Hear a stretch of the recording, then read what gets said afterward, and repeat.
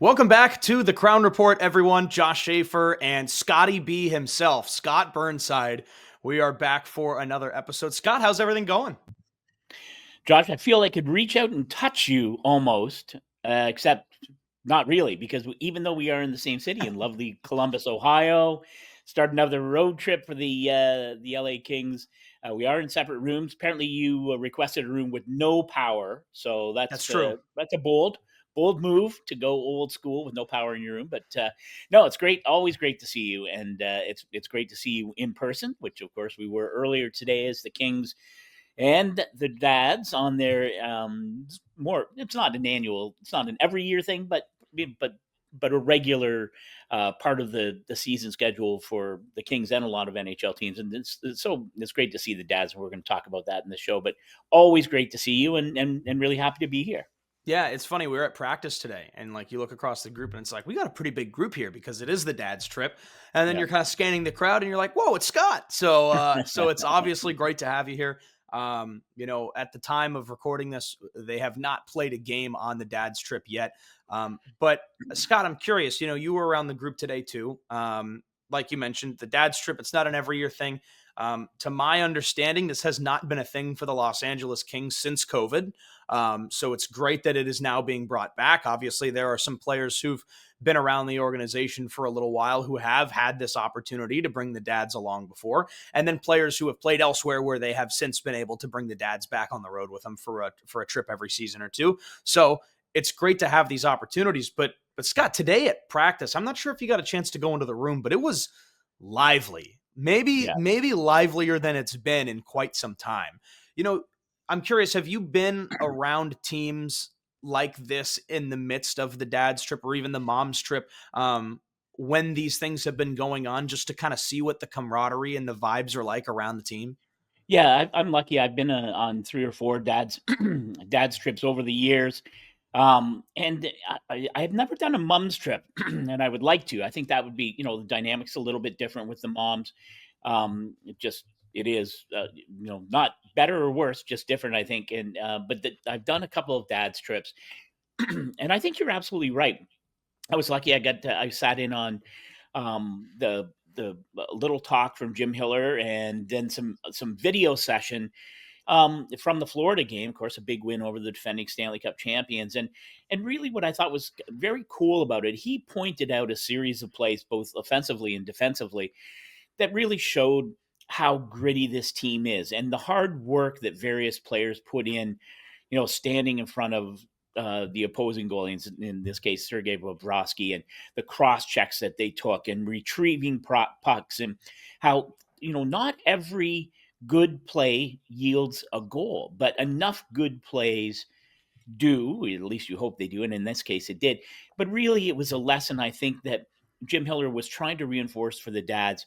Listen, your kids are here because they are immensely skilled, but really what sets him apart and what sets his team apart, I think, is the way they play, the grit, the character, the mental toughness to do the right things all the time. And I thought it was a really important lesson because, I'm sure the dads know it, but to hear Jim Hiller talk about it, I thought was really important. And you're right, you've got some, Andrei Kopitar's dad's been on these trips for a long time. Drew Doughty's dad is here. Of course, we're going to talk about Drew being on this trip, but um, some of the others, I talked to Akil Thomas's father, Khalil, and even though he's moved to the California Anaheim area, so he sees Akil regularly, this is his first opportunity to meet the other dads.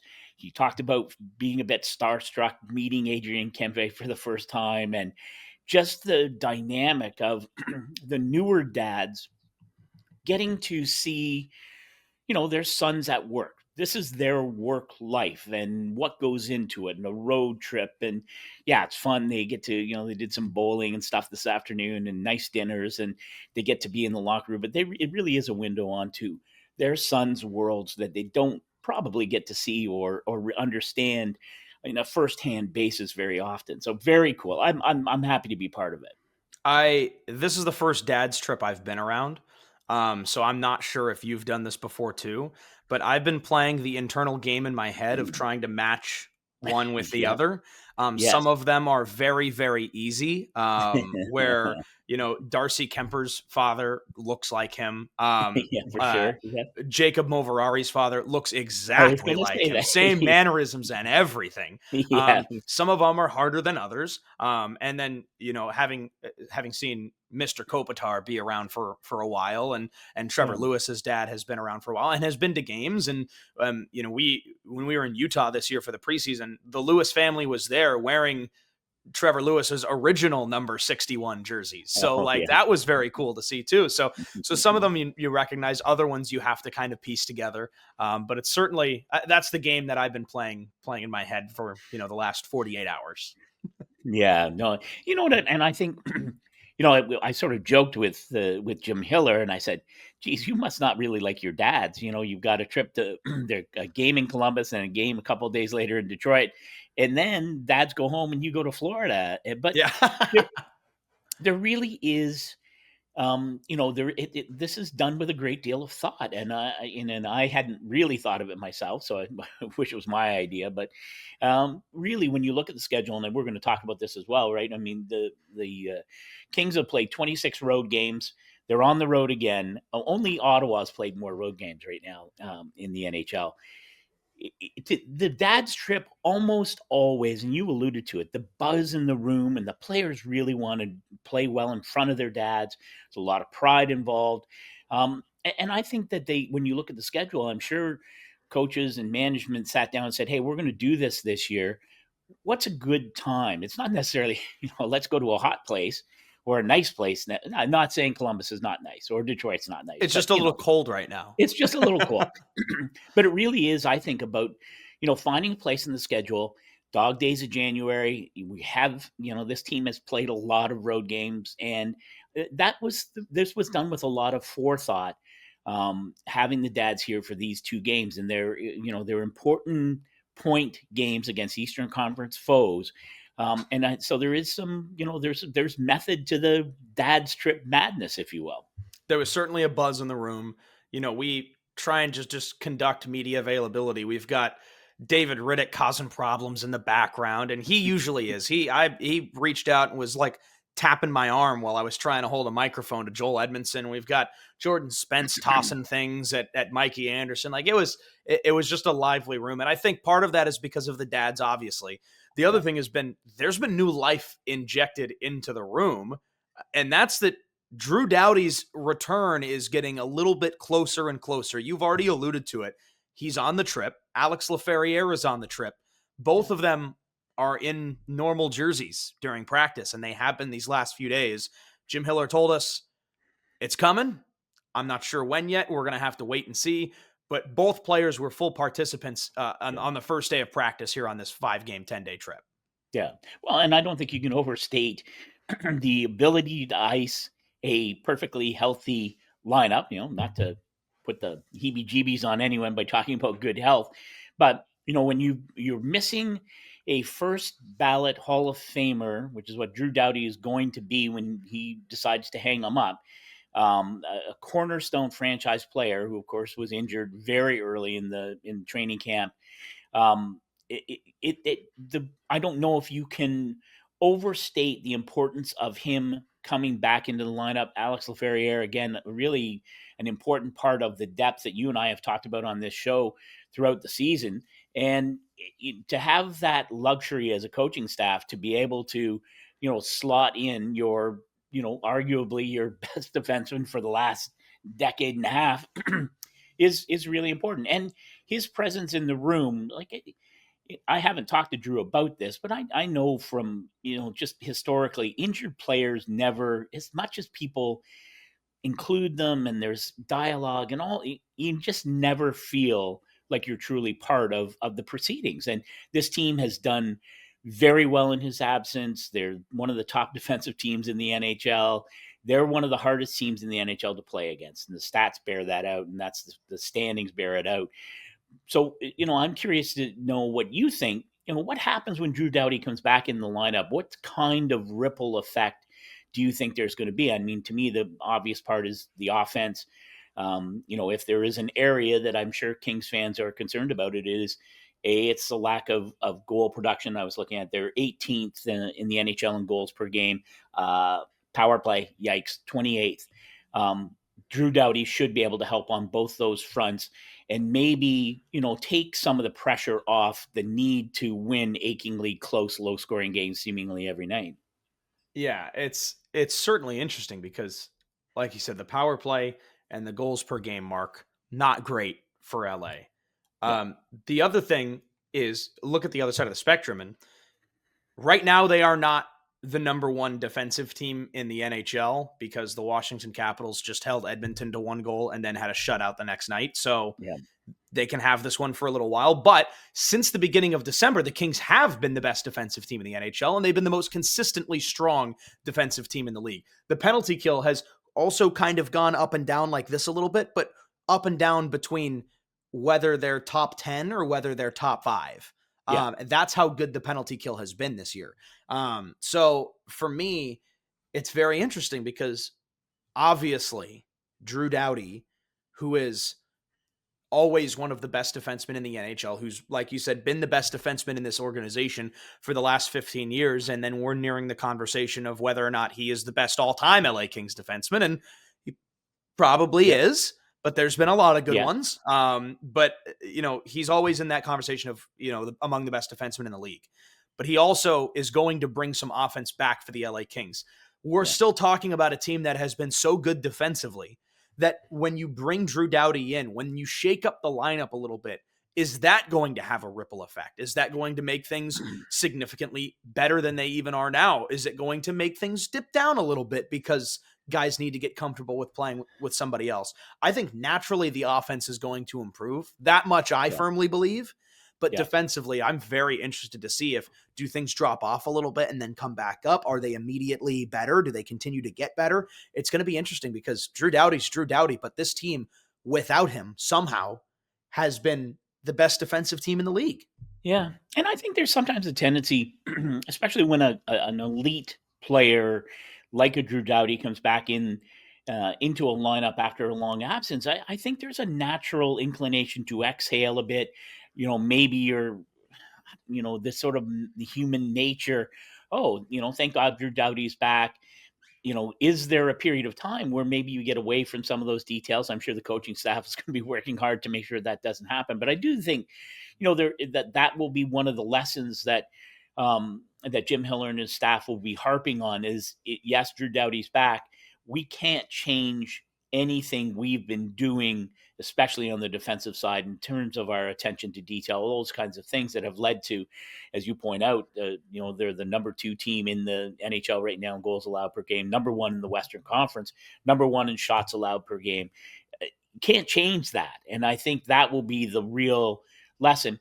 We talk about this sometimes, Josh, but, the team has gone a lot, 11 forwards, 7 defensemen, in Drew Doughty's absence. Once he gets back up to speed, do you see that changing where Jim Hiller may want to go with, he wants a stability of 3 set pairs of defenders, go with the full 4-line forward component? Do you think that that's part of the ripple effect too? Look, I know that Drew Doughty's here. I don't know when he's going to play. I know that he's going to. I don't know when. I don't know in what capacity. I don't know what it's going to do for the team.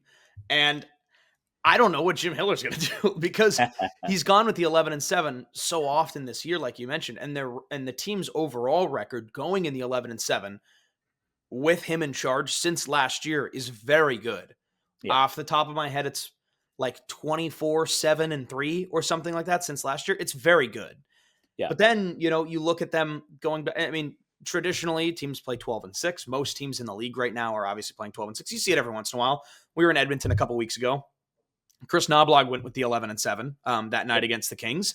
And it ended up playing out to a 1-0 final score. So it's going to be interesting to see what he opts to do. My thought is that they would continue to do that, at least to start. I don't know, because you've had so many defensemen playing so well. You also have to figure out if you're going with the 11-7, we know the 7 guys who have typically been involved defensively. Yeah. And it's, Anderson Gavrikov, Edmondson Clark, And Spencer Moverare and Burrows has been the seventh defenseman because he can kind of play with any of those guys. Right. But if you put Drew Doughty back in, you're not going 8 defensemen. Like you're Right. not like so then the max is going, okay, well, you're going 7, but obviously one of those guys has to come out. Now, do you take out 2 and go 12-6? And if so, how do you figure that out? So it's certainly interesting. And I genuinely, I don't know if we're going to have an idea until he returns and the Kings skate out that night, or maybe what Yeah. they look like in practice. But, watching practice, a lot of times they go with a 12-6 just to kind Yeah. of, it's really going to be interesting because I think that there are a lot of possibilities. And I think at the end of the day, no matter what, getting number 8 back in the lineup is a very, very good thing. And it's Yeah. going to be a good thing for this team going forward, but it is going to be interesting to see what those ripple effects are. Yeah, no, absolutely. And you're talking about a guy who is regularly, at or very close to the average ice time per game lead in the NHL. I Yeah. wonder how long it'll take him to get back up to, a point where he's playing, 22, 23 minutes a night.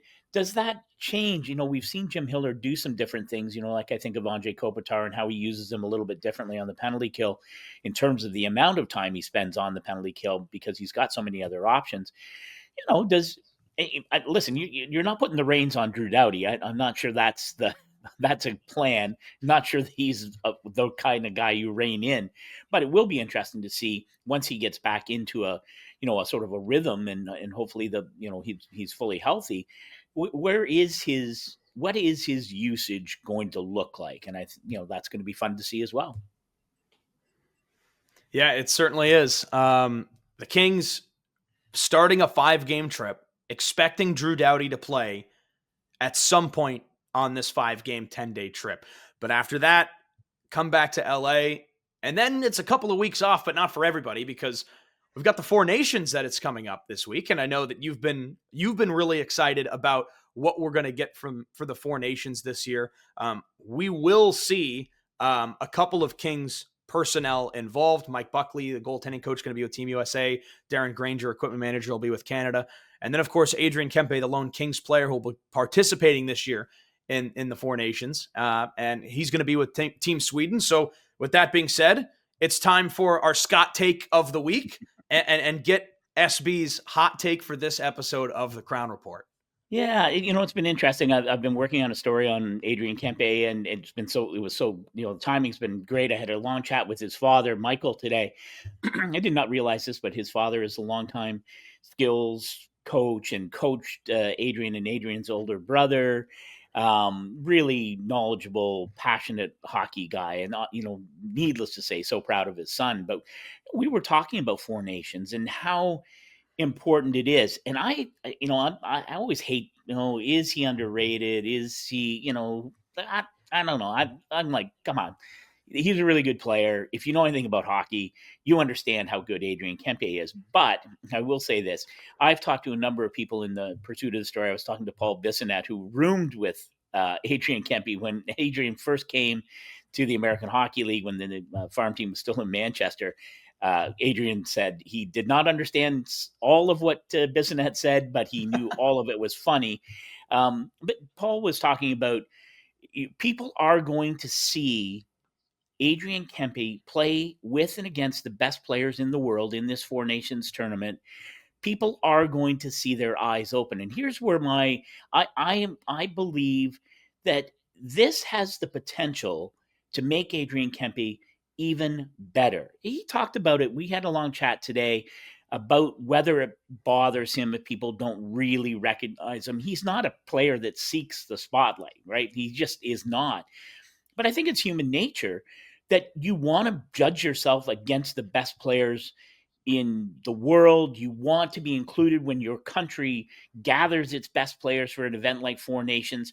That has happened. And I think the potential for him to have a strong tournament and really maybe it's not even about whether other people see him as an elite NHL player, but I think the potential for him to come back with even greater confidence and a feeling of who he is as an elite NHL player.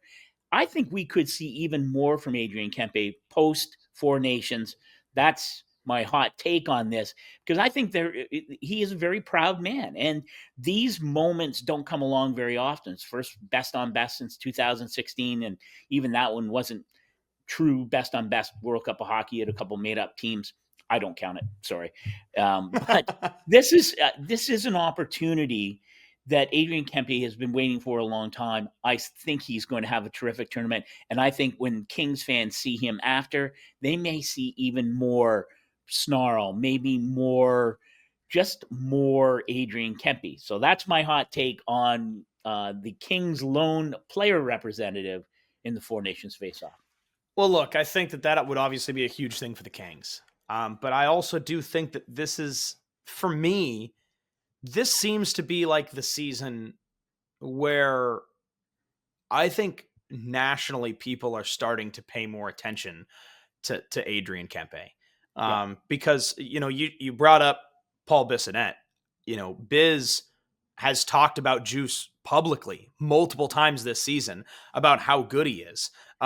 Ryan Whitney did the same thing. I mean, they talked about him on Spit and Chicklets. They had Sean Avery on, and Sean Avery was talking about how good Adrian Kempe was. Like, I think that this is the season where, you flip open Twitter or X or whatever, and you start seeing more Adrian Kempe highlights posted by the league or other hockey sites and things like that. So I think Four Nations is also an opportunity to see that overall, just see how his bandwidth grows. Because I think we've started to see that already. And I think in the past, you look at some of the players who've been in this organization the last handful of years. We're like, we're not too far away from, that team of Jeff Carter, Anze Kopitar, Dustin Brown, Drew Doughty, Jonathan Quick, like guys that won 2 Stanley Cups here, and we're still here after those seasons, still doing big things. And now that we're starting to become, more removed from the 2012 and 2014 teams, where other players have retired or moved on, and you've still got the big two, right? You've still got Kopitar and Doughty, but like now number 9 is doing his own kind of thing, and he has emerged as maybe the Kings' best player. We've seen him play on the point as the main defenseman in quotes on the power play, going with a 5-forward system. We've seen him be both reliable offensively and defensively, power play, penalty kill, overtime, shootouts. Like, this guy plays in every single moment of the game. You can use Adrian Kempe. And I think people are starting to notice that. And I think that, kind of like you said, I think that is going to be on full display for Sweden in the Four Nations tournament. Yeah, totally agree. And it's, listen, the fame or adulation or whatever, it can be a double-edged sword. He talked about it quite candidly. Like, he likes that he is not, like he likes his place in, the pantheon of sports people in the Los Angeles greater community and within the hockey world. And so I'm sure he doesn't want to change his life too dramatically, but I do think that this is going to be an opportunity. I think it's going to be fun to see, what happens after this. And I can't wait to watch. I'm looking forward to it. As I told you, I feel very blessed, or I feel fortunate. I'm going to get a chance to cover it. So hopefully maybe we'll have a chat from Montreal or Boston in the middle of it. So Adrian Kempe will play with Sweden at Four Nations. I'm curious. I know that you've been excited for it. We've talked about it a couple of times now. When you look at the Four Nations rosters for this upcoming showcase, best on best, what's got you most excited when you see the rosters and some of the names that jump out at you? Well, it's going to be interesting. I know Jacob Markstrom, the Swedish, I think probably the number 1 goalie for Sweden, is hurt. That's not great for Sweden. Linus Ullmark also a bit banged up. So suddenly goaltending is a bit of an issue there. The story of the Canadian goaltender is, it's interesting. Had a chance to chat with Darcy Kumper's dad today, and we were talking with Adrian Kempe's father as well, the three of us. And we were talking about how Darcy probably deserved a lot more conversation when it came to the Canadian goaltending team. I know he was hurt, a little bit early on in the regular season. His numbers are incredible. And if you had Remarkable. to, if you had to redraft right now, my guess is he would be on Team Canada. But it is going to be interesting to watch the Canadian goaltending unfold.